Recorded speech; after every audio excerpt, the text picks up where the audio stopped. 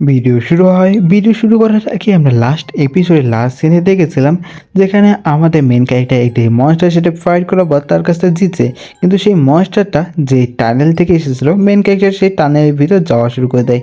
Main character যেতে যেতে হঠাৎ করে মেন ক্যারেক্টার সামনের পাত দেখে অনেকগুলো আলো আলো। মেন ক্যারেক্টার বলে আরও কি, হ্যাঁ? তারপর হঠাৎ করে সেই একই মনস্টার যে মনস্টারের সাথে মেন ক্যারেক্টার ফাইট করেছে সেগুলো একই সাথে 4-5টা একসাথে আসা শুরু করে দেয় মেন ক্যারেক্টারের সাথে ফাইট করার জন্য। মেন ক্যারেক্টার দেখে বলে, হ্যাঁ তোমরা এক এক করে আমার সাথে ফাইট করে জিততে পারবে না, তাই দেখি এখন একসাথে আসতেছো, হ্যাঁ? যাই হোক, এখন সময় হয়ে গেছে আমার নতুন যে স্কিনটা সেটা চেক কর, সেটার পাওয়ার সম্পর্কে জানার। এই কথা বলে মেন ক্যারেক্টার তার পাওয়ার অ্যাক্টিভেট করে অনেক স্পিডের সঙ্গে সেই মনস্টারদের মারার জন্য চলে যায়। স্পিডের সঙ্গে যাওয়ার সাথে সাথেই তা সেই মনস্টারদের স্ল্যাশ করে কেটে কেটে টুকরো টুকরো করে ফেলে দেয়। কিন্তু তখনই হঠাৎ করে সেই মনস্টারটার ভিতর একজন ফক্স দিয়ে আইস অ্যাটাকটি সেটি মেন ক্যারেক্টার পার করে।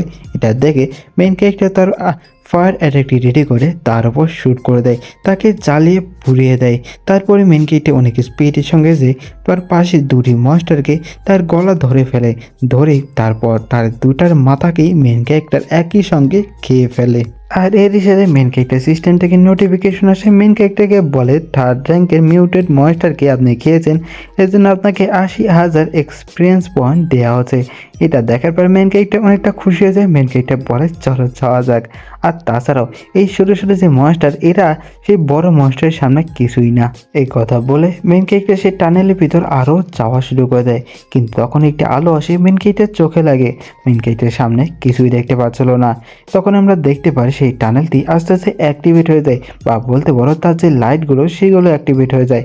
এটা দেখে মেন ক্যারেক্টার অনেকটা অবাক হয়ে যায়, মেন ক্যারেক্টার চমকে যায়। মেন ক্যারেক্টার আশেপাশে দেখে বলে যে কেন যেন আমার এরকম ফিল হতেছে, যে আমি অনেক কিছু অস্বস্তি ফিল করতেছি, খুব খারাপ লাগতেছে কেন যেন।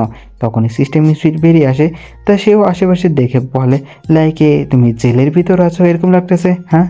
তখন এই কথা শুনে মেন ক্যারেক্টার বলে হ্যাঁ, কেন যেন আমার এরকম মনে হতেছে যে আমাকে কেউ আটকে রাখছে, আর আশেপাশে মানুষজন আমাকে দেখতেছে, আমার পর নজর রাখতেছে।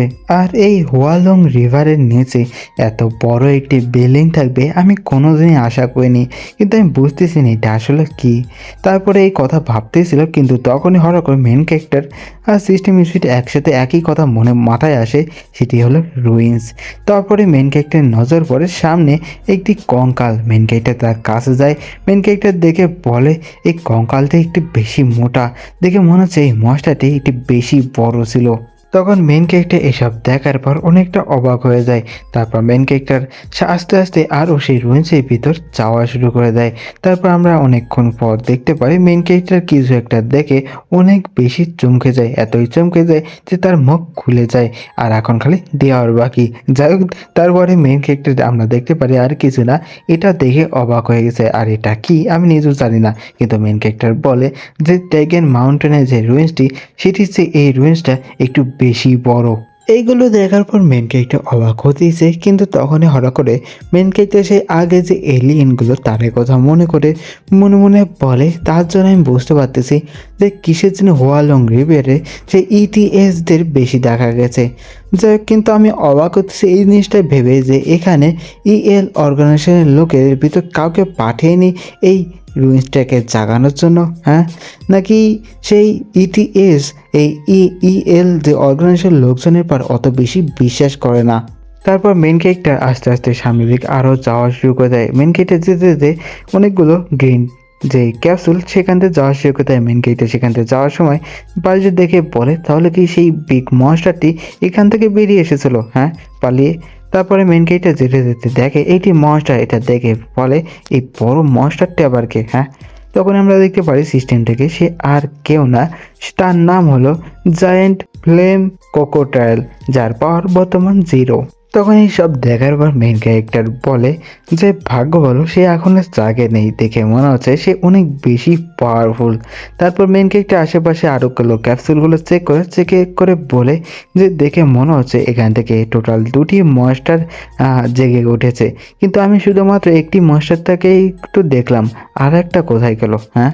তখন সিস্টেম স্পিড মেন ক্যারেক্টারকে তার আঙ্গুলের সাহায্যে সেই আসার টাইমে যে মনস্টার লাশটা দেখেছিলাম সেটির কথা মনে করায়। মেন ক্যারেক্টার বলে, ও হ্যাঁ, যে আমরা তো আসার টাইমে একটি মনস্টারের লাশ দেখেছিলাম, দেখে মনে আছে যে একটি মনস্টার আরেকটি মনস্টারকে অলরেডি মেরে ফেলেছে। ওহ, এবার বুঝতে পেরেছি যে ইটিএস কিসের জন্য একই সাথে মনস্টারগুলো জাগায় না, এটা এক এক করে জাগায় কেন? কারণ একসাথে যদি জাগায় তাহলে একজন আরেকজনের সাথে মারামারি করে এরা মরে যাবে। তারপর মেন ক্যারেক্টার এটি গেট বা কিছু একটা সামনে দাঁড়িয়ে দেখে সেখানে L1 লেখা। এটা দেখে মেন ক্যারেক্টার বলে, এটা আবার কি? হ্যাঁ, এটা কি লেভেল 1? তারপর মেন ক্যারেক্টার সেই গেটটা তার হাত দিয়ে টাচ করে দেখে, দেখার পর বলে যে সেই ড্র্যাগন মাউন্টেনে এরকম কোনো গেট টাইপের কিছু একটাই ছিল না, কিন্তু এই হুয়ালং রিভারে যে গেট বা যা জায়গাগুলো একটু বেশি মজবুত, এটা কি একটু বেশি বিপজ্জনক সেই ড্র্যাগন মাউন্টেনের চেয়ে? যাই হোক, এই যত রুইন্স দেখতেছি না কেন, এই প্রত্যেকটা রুইন্সই হিউম্যানিটি তৈরি হওয়ার আগেই তৈরি করা হয়েছে। বুঝতে পারতেছি না এগুলো কারা আসলে তৈরি করেছে। সেই সবুজ কালারের যে ফাইটার যে লোকগুলো, তারা মানে সেই এলিয়েনরা? না, তারা হবে না।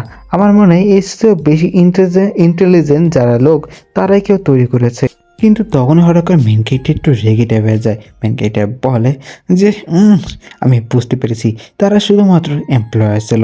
তখন এইসব দেখার পর সিস্টেম মিস্ট বলে, তোমার হঠাৎ আবার কী হলো, তোমার ওকে রেগে যাচ্ছ কেন? হ্যাঁ, তখন মেন ক্যারেক্টার বলে যে তুমি বুঝতে পারবা না, এটা কোনো রাগ না, এটা বলতে পারো এক ধরনের এনার্জি, যা 9 থেকে 5টা জব করার পর তুমি পাবা।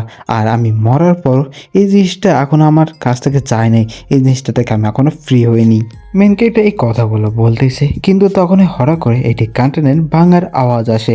মেন ক্যারেক্টার পাশে থাকে, বলে এই কোন কন্টেনার ভাঙতেছে? হ্যাঁ, তখন সিস্টেম থেকে আমরা দেখতে পারি একটি দূর একটি কন্টেনার থেকে একটি এনার্জি আসতেছে, যার র্যাঙ্ক 3rd র্যাঙ্কের একটি মিউটেড মাস্টার, আর তার পাওয়ার আননোন। আর তখন এটা দেখার পর মেন ক্যারেক্টার অনেক স্পিডের সঙ্গে আই থিঙ্ক সেই কন্টেনারের দিকে যায়, তারপর একটি অ্যাটাক করে দেয়, কিন্তু সেখানে কিছুই হয় না, একটি ক্র্যাক ছাড়া।